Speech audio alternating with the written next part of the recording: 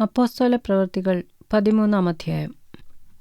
അന്ത്യോക്യയിലെ സഭയിൽ ബർന്നബാസ്, നീഗർ എന്നു പേരുള്ള ശീമോൻ, കുറേനക്കാരനായ ലൂക്യോസ്, ഇടപ്രഭുവായ ഹെരോദാവോടുകൂടെ വളർന്ന മനായേൽ, ശൗൽ എന്നീ പ്രവാചകന്മാരും ഉപദേഷ്ടാക്കന്മാരും ഉണ്ടായിരുന്നു.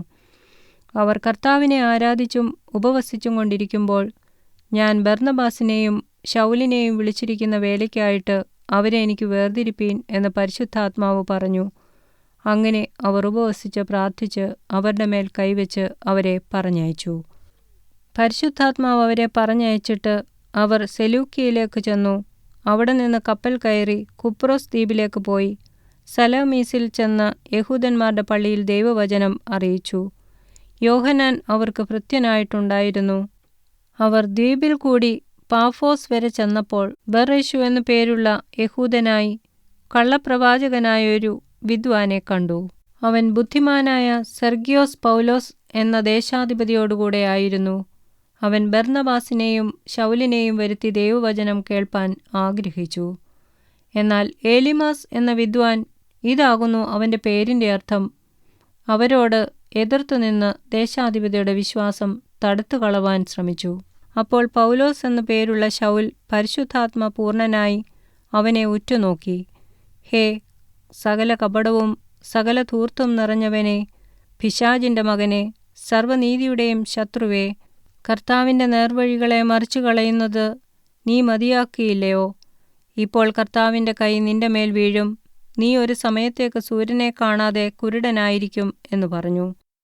ഉടനെ ഒരു തിമിരവും ഇരുട്ടും അവൻ്റെ മേൽ വീണു. കൈ പിടിച്ച് നടത്തുന്നവരെ തിരഞ്ഞുകൊണ്ട് അവൻ തപ്പി നടന്നു. ഈ ഉണ്ടായത് ദേശാധിപതി കണ്ടിട്ട് കർത്താവിൻ്റെ ഉപദേശത്തിൽ വിസ്മയിച്ചു വിശ്വസിച്ചു. പൗലോസും കൂടെയുള്ളവരും പാഫോസിൽ നിന്ന് കപ്പൽ നീക്കി പംഫുല്യ ദേശത്തിലെ പെർഗയ്ക്ക് ചെന്നു. അവിടെ വെച്ച് യോഹന്നാൻ അവരെ വിട്ടുപിരിഞ്ഞ് യെരുശലേമിലേക്ക് മടങ്ങിപ്പോയി. അവരോ പെർഗയിൽ നിന്ന് പുറപ്പെട്ട് പിസിദ്യ ദേശത്തിലെ അന്ത്യോക്യയിലെത്തി ശബത്ത് നാളിൽ പള്ളിയിൽ ചെന്നിരുന്നു. ന്യായപ്രമാണവും പ്രവാചകങ്ങളും വായിച്ചു തീർന്നപ്പോൾ പള്ളിപ്രമാണികൾ അവരുടെ അടുക്കൽ ആളയച്ചു. സഹോദരന്മാരെ, നിങ്ങൾക്ക് ജനത്തോട് പ്രബോധനം വല്ലതുമുണ്ടെങ്കിൽ പറവീൻ എന്ന് പറയിച്ചു. പൗലോസ് എഴുന്നേറ്റ് ആംഗ്യം കാട്ടി പറഞ്ഞത്, ഇസ്രായേൽ പുരുഷന്മാരും ദൈവഭക്തന്മാരുമായുള്ളവരെ കേൾപ്പീൻ. ഇസ്രായേൽ ജനത്തിൻ്റെ ദൈവം നമ്മുടെ പിതാക്കന്മാരെ തെരഞ്ഞെടുത്തു. മിസ്രയീം ദേശത്തിലെ പ്രവാസകാലത്ത് ജനത്തെ വർദ്ധിപ്പിച്ചു. ഭുജവീര്യം കൊണ്ട് അവിടെ നിന്ന് പുറപ്പെടുവിച്ചു. മരുഭൂമിയിൽ 40 സംവത്സര കാലത്തോളം അവരുടെ സ്വഭാവം സഹിച്ചു. കനാൻ ദേശത്തിലെ 7 ജാതികളെ ഒടുക്കി അവരുടെ ദേശം അവർക്ക് അവകാശമായി വിഭാഗിച്ചു കൊടുത്തു. അങ്ങനെ ഏകദേശം 450 സംവത്സരം കഴിഞ്ഞു. അതിൻ്റെ ശേഷം അവൻ അവർക്ക് ശമൂവേൽ പ്രവാചകൻ വരെ ന്യായാധിപതിമാരെ കൊടുത്തു. അനന്തരം അവർ ഒരു രാജാവിനെ ചോദിച്ചു. ദൈവം അവർക്ക് ബെന്യാമിൻ ഗോത്രക്കാരനായ കീശിൻ്റെ മകൻ ശൗലിനെ 40 ആണ്ടേക്ക് കൊടുത്തു. അവനെ നീക്കിയിട്ട് ദാവീദിനെ അവർക്ക് രാജാവായി വാഴിച്ചു.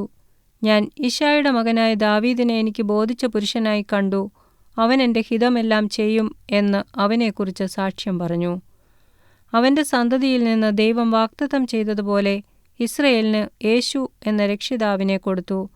അവൻ്റെ വരവിനു മുമ്പേ യോഹന്നാൻ ഇസ്രായേൽ ജനത്തിനൊക്കെയും മാനസാന്തരത്തിൻ്റെ സ്നാനം പ്രസംഗിച്ചു. യോഹന്നാൻ ജീവകാലം തികയാറായപ്പോൾ, നിങ്ങൾ എന്നെ ആരെന്ന് നിരൂപിക്കുന്നു, ഞാൻ മെശിഹായല്ല, അവൻ എൻ്റെ പിന്നാലെ വരുന്നു, അവൻ്റെ കാലിലെ ചെരുപ്പഴിപ്പാൻ ഞാൻ യോഗ്യനല്ല എന്ന് പറഞ്ഞു.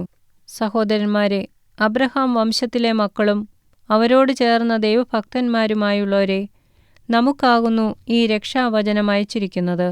യെരുശലേം നിവാസികളും അവരുടെ പ്രമാണികളും അവനെയോ ശബത്തുതോറും വായിച്ചു വരുന്ന പ്രവാചകന്മാരുടെ വചനങ്ങളെയോ തിരിച്ചറിയാതെ അവനെ ശിക്ഷയ്ക്ക് വിധിക്കിയാൽ അവയ്ക്ക് നിവൃത്തി വരുത്തി.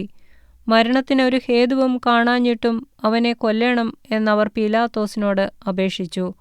അവനെക്കുറിച്ച് എഴുതിയിരിക്കുന്നതൊക്കെയും തികച്ച ശേഷം അവർ അവനെ മരത്തിൽ നിന്നിറക്കി ഒരു കല്ലറയിൽ വെച്ചു. ദൈവമോ അവനെ മരിച്ചവരിൽ നിന്ന് ഉയർത്തെഴുന്നേൽപ്പിച്ചു. അവൻ തന്നോടുകൂടെ ഗലീലയിൽ നിന്ന് യെരുശലേമിലേക്ക് വന്നവർക്ക് ഏറിയ ദിവസം പ്രത്യക്ഷനായി. അവർ ഇപ്പോൾ ജനത്തിൻ്റെ മുമ്പാകെ അവൻ്റെ സാക്ഷികളാകുന്നു. ദൈവം പിതാക്കന്മാരോട് ചെയ്ത വാഗ്ദത്തം യേശുവിനെ ഉയർത്തെഴുന്നേൽപ്പിച്ചതിനാൽ മക്കൾക്ക് നിവർത്തിച്ചിരിക്കുന്നു എന്ന് ഞങ്ങൾ നിങ്ങളോട് സുവിശേഷിക്കുന്നു. നീ എൻ്റെ പുത്രൻ, ഇന്ന് ഞാൻ നിന്നെ ജനിപ്പിച്ചു എന്ന് 2-ാം സങ്കീർത്തനത്തിൽ എഴുതിയിരിക്കുന്നുവല്ലോ. ഇനി ദ്രവത്വത്തിലേക്ക് തിരിയാതെ വണ്ണം അവൻ അവനെ മരിച്ചവരിൽ നിന്ന് എഴുന്നേൽപ്പിച്ചതിനെക്കുറിച്ച് അവൻ, ദാവീദിൻ്റെ സ്ഥിരമായുള്ള വിശുദ്ധ കൃപകളെ ഞാൻ നിങ്ങൾക്ക് നൽകും എന്ന് പറഞ്ഞിരിക്കുന്നു. മറ്റൊരു സങ്കീർത്തനത്തിലും നിന്റെ പരിശുദ്ധനെ ദ്രവത്വം കാൺമാൻ നീ വിട്ടുകൊടുക്കുകയില്ല എന്ന് പറയുന്നു. ദാവീദ് തൻ്റെ തലമുറയിൽ ദൈവത്തിൻ്റെ ആലോചനയ്ക്ക് ശുശ്രൂഷ ചെയ്ത ശേഷം നിദ്ര പ്രാപിച്ച് തൻ്റെ പിതാക്കന്മാരോട് ചേർന്ന് ദ്രവത്വം കണ്ടു. ദൈവം ഉയർത്തെഴുന്നേൽപ്പിച്ചവനോ ദ്രവത്വം കണ്ടില്ല.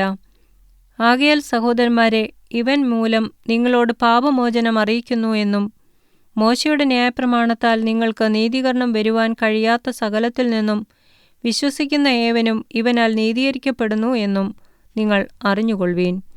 ആകയാൽ ഹേ നിന്ദക്കാരെ, നോക്കുവീൻ, ആശ്ചര്യപ്പെട്ട് നശിച്ചു പോകുവീൻ. നിങ്ങളുടെ കാലത്ത് ഞാനൊരു പ്രവൃത്തി ചെയ്യുന്നു, നിങ്ങളോട് വിവരിച്ചാൽ നിങ്ങൾ വിശ്വസിക്കാത്ത പ്രവൃത്തി തന്നെ എന്ന് പ്രവാചക പുസ്തകങ്ങളിൽ അരുളി ചെയ്തിരിക്കുന്നത് നിങ്ങൾക്ക് ഭവിക്കാതിരിപ്പാൻ സൂക്ഷിച്ചുകൊള്ളുവീൻ. അവർ പള്ളി വിട്ടുപോകുമ്പോൾ പിറ്റേ ശബ്ബത്തിൽ ഈ വചനം തങ്ങളോട് പറയണം എന്ന് അവർ അപേക്ഷിച്ചു. പള്ളി പിരിഞ്ഞ ശേഷം യഹൂദന്മാരിലും ഭക്തിയുള്ള യഹൂദ മതാനുസാരികളിലും പലർ പൗലോസിനെയും ബർന്നബാസിനെയും അനുഗമിച്ചു. അവർ അവരോട് സംസാരിച്ചു, ദൈവകൃപയിൽ നിലനിൽക്കേണ്ടതിന് അവരെ ഉത്സാഹിപ്പിച്ചു. പിറ്റേ ശബ്ബത്തിൽ ഏകദേശം പട്ടണം മുഴുവനും ദൈവവചനം കേൾപ്പാൻ വന്നുകൂടി. യഹൂദന്മാരോ പുരുഷാരത്തെ കണ്ട് അസൂയ നിറഞ്ഞവരായി ദുഷിച്ചുകൊണ്ട് പൗലോസ് സംസാരിക്കുന്നതിന് എതിർ പറഞ്ഞു. അപ്പോൾ പൗലോസും ബർന്നബാസും ധൈര്യം പൂണ്ടു, ദൈവവചനം ആദ്യം നിങ്ങളോട് പറയുന്നത് ആവശ്യമായിരുന്നു. എന്നാൽ നിങ്ങൾ അതിനെ തള്ളി നിങ്ങളെ തന്നെ നിത്യജീവന് അയോഗ്യരെന്ന് വിധിച്ചു കളയുന്നതിനാൽ ഇതാ ഞങ്ങൾ ജാതികളിലേക്ക് തിരിയുന്നു. നീ ഭൂമിയുടെ അറ്റത്തോളവും രക്ഷ ആകേണ്ടതിന് ഞാൻ നിന്നെ ജാതികളുടെ വെളിച്ചമാക്കി വച്ചിരിക്കുന്നു എന്ന് കർത്താവ് ഞങ്ങളോട് കൽപ്പിച്ചിട്ടുണ്ട് എന്ന് പറഞ്ഞു. ജാതികൾ ഇത് കേട്ട് സന്തോഷിച്ചു, ദൈവവചനത്തെ മഹത്വപ്പെടുത്തി. നിത്യജീവനായി നിയമിക്കപ്പെട്ടവർ എല്ലാവരും വിശ്വസിച്ചു. കർത്താവിൻ്റെ വചനം ആ നാട്ടിലെങ്ങും വ്യാപിച്ചു.